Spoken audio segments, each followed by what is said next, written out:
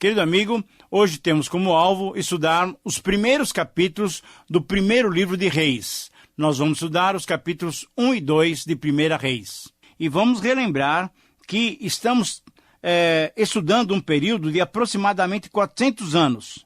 E o seu resumo é mostrar a história da monarquia de Israel. No estudo desses livros, nós vamos perceber como o reino de Deus foi governado pelos homens. E ao verificarmos esse fato, nós vamos constatar que o governo humano sobre o reino de Deus é deficiente, é ineficaz. Lembrando que Israel teve no seu período de monarquia o seu início como um reino unido, governado por Saul, Davi e Salomão, podemos resumir de modo bem simples o conteúdo desses dois livros, destacando 3 momentos decisivos na vida da monarquia israelita. O primeiro período, o primeiro destaque, o reino foi dividido como consequência do pecado do povo. Os reinos do norte e do sul foram divididos, ficaram separados. Na verdade, o Reino Unido separou-se nesses 2 reinos por causa do pecado. Reino do Norte, chamado Israel, capital Samaria. Reino do Sul, chamado Judá, capital Jerusalém. Depois da divisão do Reino do Norte e de Judá ao Reino do Sul, o pecado continuou, infelizmente, sendo o normal na vida desses 2 reinos, isso é, na vida dos israelitas. Veja só, o Reino do Norte pecou e teve que arcar com as consequências do seu pecado. Conforme as palavras do autor do livro, esse é um resumo da época dos reis de Israel. Isto é, de 931 até 722 a.C. Diz assim o texto: assim andaram os filhos de Israel em todos os pecados que Jeroboão tinha cometido. Nunca se apartaram deles até que o Senhor afastou a Israel da sua presença, como falara por intermédio de todos os seus servos, os profetas. Assim foi Israel transportado da sua terra para a Síria, onde permanece até o dia de hoje. 2 Reis, capítulo 17, versículo 22 e 23. Ora, nós temos que nos lembrar que quando não nos afastamos do pecado, o pecado nos afasta de Deus. Uma terceira colocação é que mesmo depois do Reino do Norte ter sido exilado, o Reino do Sul, Judá, que também se afastara dos caminhos do Senhor, continuou pecando. E 136 anos depois, isso é, em 586 a.C., também ele recebeu como punição o exílio para a Babilônia. As palavras de 2 Reis, capítulo 24, são palavras que descrevem o castigo de Judá. No 7º dia do 5º mês do ano 10º do rei Nabucodonosor, rei da Babilônia, Nebuzaradã, chefe da guarda e servidor do rei da Babilônia, veio a Jerusalém e queimou a casa do Senhor e a casa do rei, como também todas as casas de Jerusalém. Também entregou a chamas todos os edifícios importantes, e todo o exército dos caldeus que estava com o chefe da guarda derribou os muros em redor de Jerusalém. O rei da Babilônia os feriu e os matou em Ribla, na terra de Arramate. Assim Judá foi levado cativo para fora da sua terra. Ora, embora Deus seja um Deus de amor, de graça e misericórdia, ele também é um Deus justo, santo e puro. Quando não andamos conforme a sua vontade, que é boa, agradável e perfeita, porque ele é um Deus perdoador, ele nos disciplina para trazer-nos de novo ao convívio com ele mesmo. Assim, então, podemos dizer que esse é um resumo de todo esse período. Mas vamos olhar atentamente agora para o capítulo 1 de 1º Livro dos Reis. Ok, você pode anotar aí como sugestão as divisões que podemos ver nesse capítulo. Eu estou encontrando aqui 7 tópicos que descrevem os eventos que ocorreram na passagem do reino de Israel de Davi para Salomão. O primeiro tópico refere-se ao carinho para com Davi, versículos 1 a 4. Nesse texto, nós encontramos uma providência muito interessante, em que Davi já doente, com quase 70 anos, ele não conseguia nem manter a sua temperatura do corpo, não conseguia esquentar-se mais. E com muito carinho, com muito respeito, os serviçais do reino, as pessoas importantes do palácio, encontraram uma linda moça e colocaram ela à disposição para o rei Davi ser servido e inclusive para estar com ele para aquecê-lo. O carinho com que foi tratado quando foi procurada e encontrada Abisag, essa linda sunamita, demonstra o cuidado, o amor e o carinho dos servos para com o rei Davi.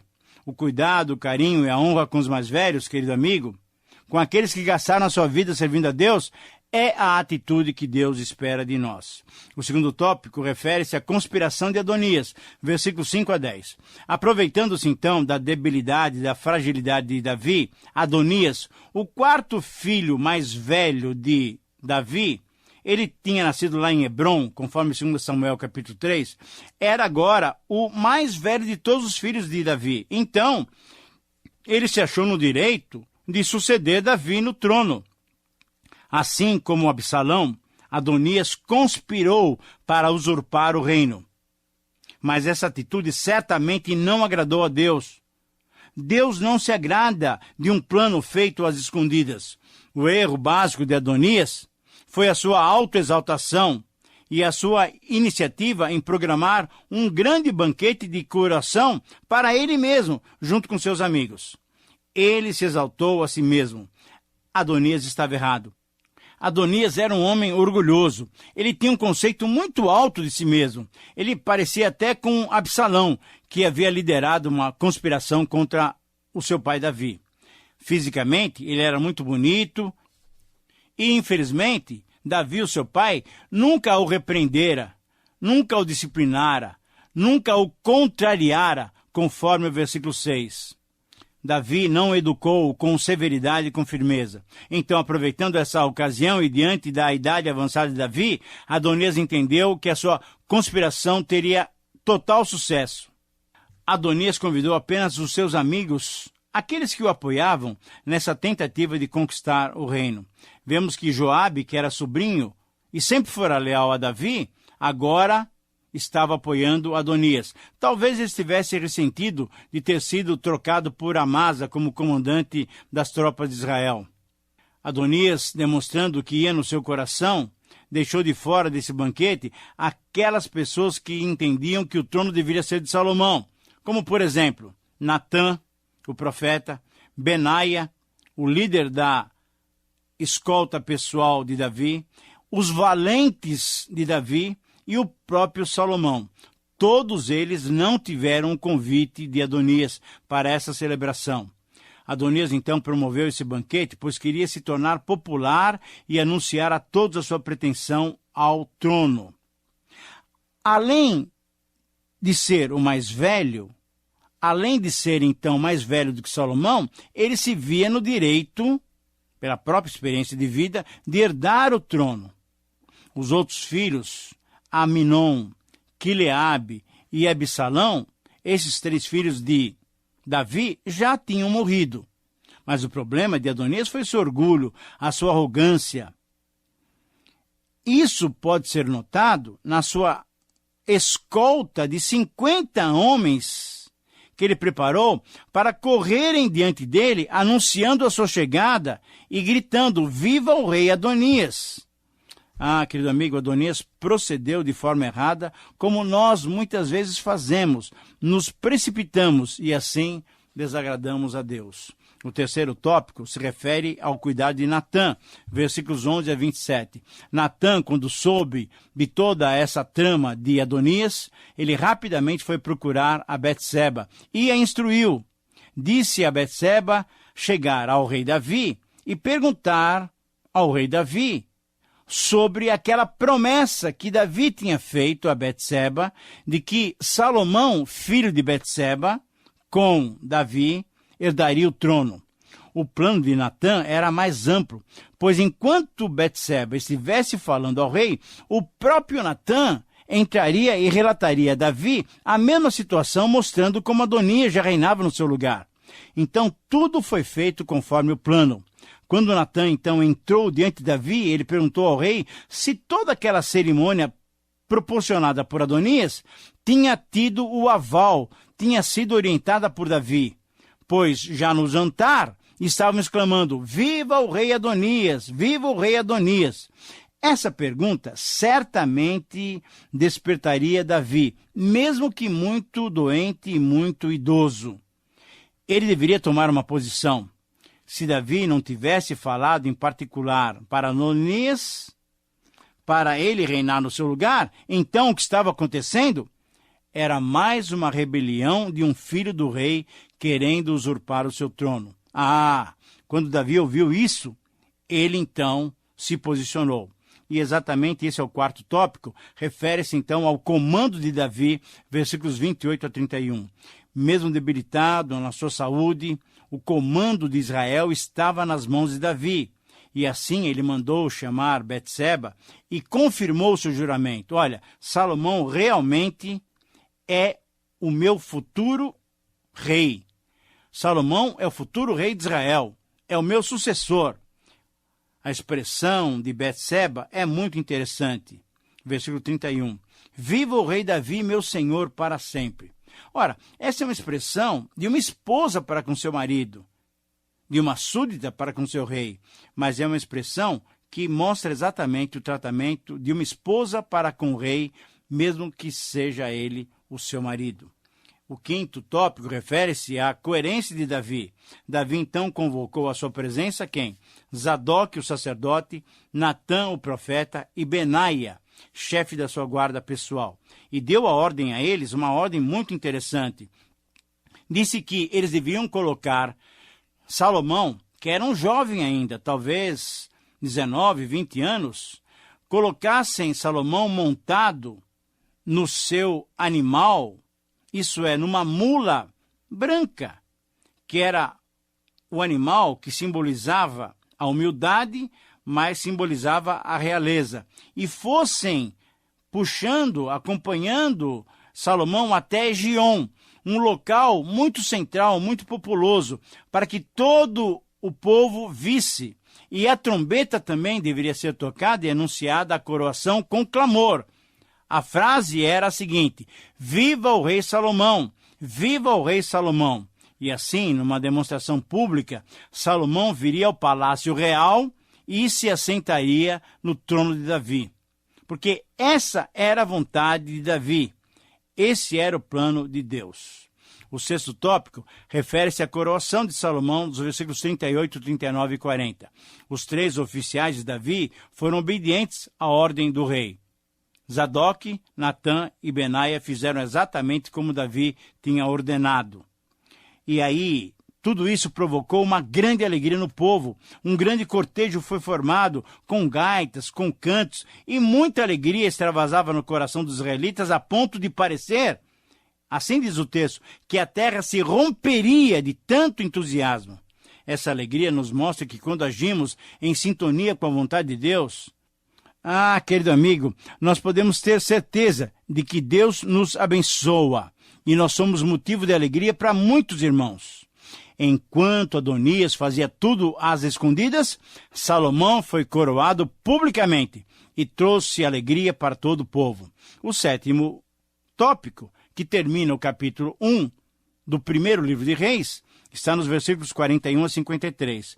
Não haveria um final mais bonito desse capítulo, a não ser com essa narrativa que demonstra a compaixão do novo rei, do rei Salomão, para com seu irmão Adonias.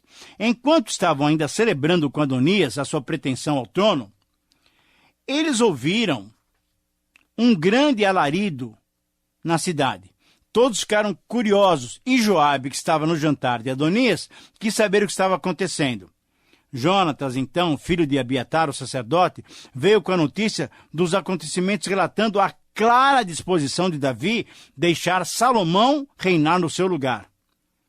Essa decisão tinha agradado o povo e os demais oficiais de Davi, que já estavam se cumprimentando, já estavam se congratulando com o novo rei Salomão. Davi tinha conseguido êxito no seu ministério como rei e agora passava a responsabilidade para Salomão. Ele seria o seu herdeiro. E a frase do capítulo 47, a frase final, é muito interessante. E o rei se inclinou sobre o seu leito.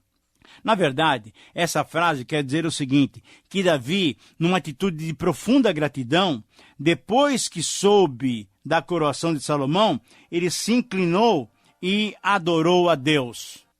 Numa atitude de profunda gratidão, depois que Davi soube da coroação de Salomão, ele se inclinou na sua cama, ele estava doente, adorou a Deus, que lhe dera o sucessor conforme o desejo do seu coração.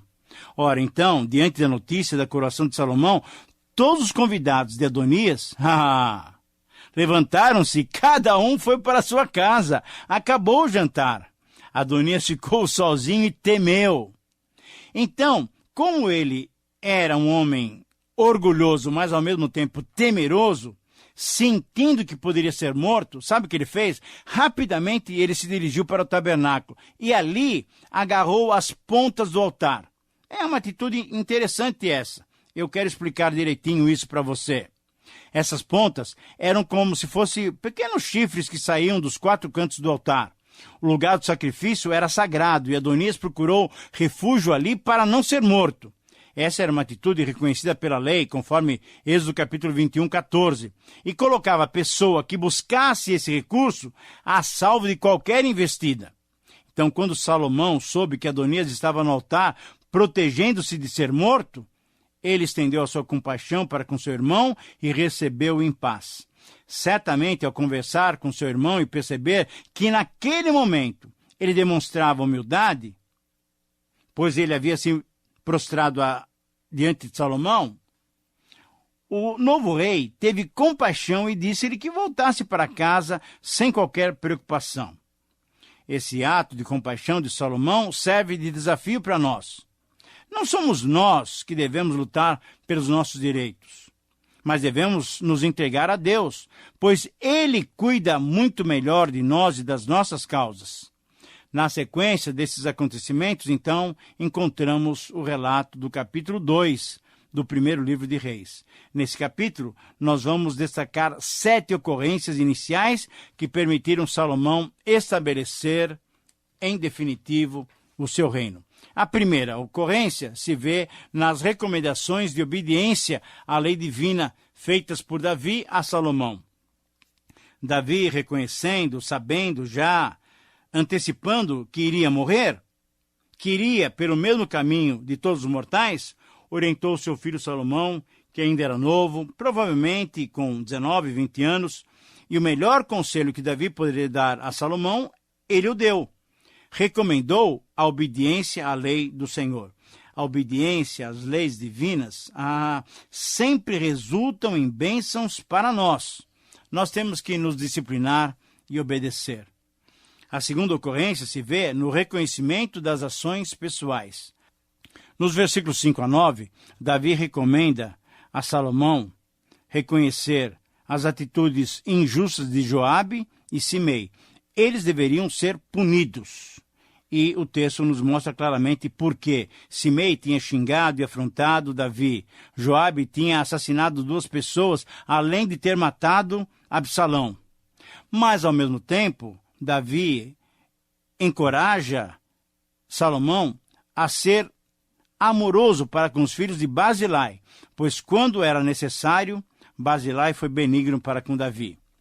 A terceira ocorrência se vê no recolhimento de Davi aos seus pais, versículos 10 a 12. Nesses versos, constatamos que caiu um herói em Israel. Davi morrera. É interessante o que Paulo fala lá em Antioquia, em Atos 13. Na verdade, tendo Davi servido a sua geração, conforme o desígnio de Deus, adormeceu e foi para junto dos seus pais.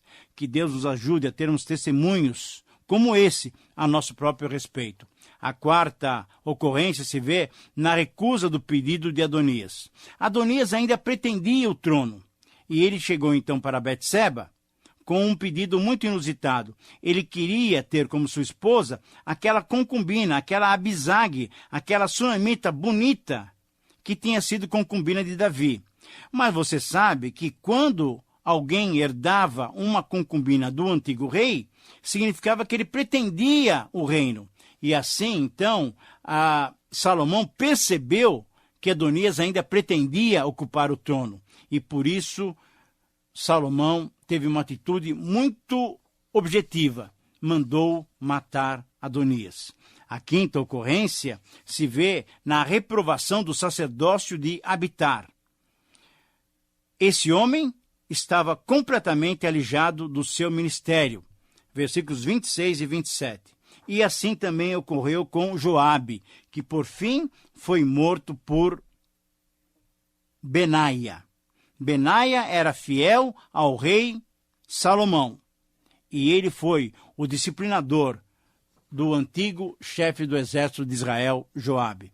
E a ocorrência final se vê na retribuição a Simei. Versículos 36 a 46 nos mostram esse homem que tinha ultrajado, tinha xingado ao rei Davi, agora se vê com o seu filho, o rei Salomão. Salomão tinha dito para Simei ficar em Jerusalém, mas não sair da cidade. Depois de uns 3 anos, quando 2 servos seus fugiram para a terra dos filisteus, Simei esqueceu disso e foi atrás deles. Sentença feita, sentença cumprida. Na volta, Salomão o chamou e disse, porque ele tinha falhado na sua promessa de não sair de Jerusalém, ele deveria morrer. Assim, simplesmente, Salomão foi justo naquilo que ele havia tratado. E com isso, o reino de Salomão se estabeleceu. Querido amigo, que Deus possa nos mostrar a realidade, a necessidade de cumprirmos os mandamentos do Senhor. Muitas vezes temos que ser duros, mas se obedecemos o Senhor, nós estamos dentro da sua vontade. E a bênção virá sobre as nossas vidas e sobre os nossos ministérios. Que Deus nos abençoe, que você tenha a bênção da presença do Senhor controlando e dirigindo a sua vida. Um grande abraço e até o próximo programa.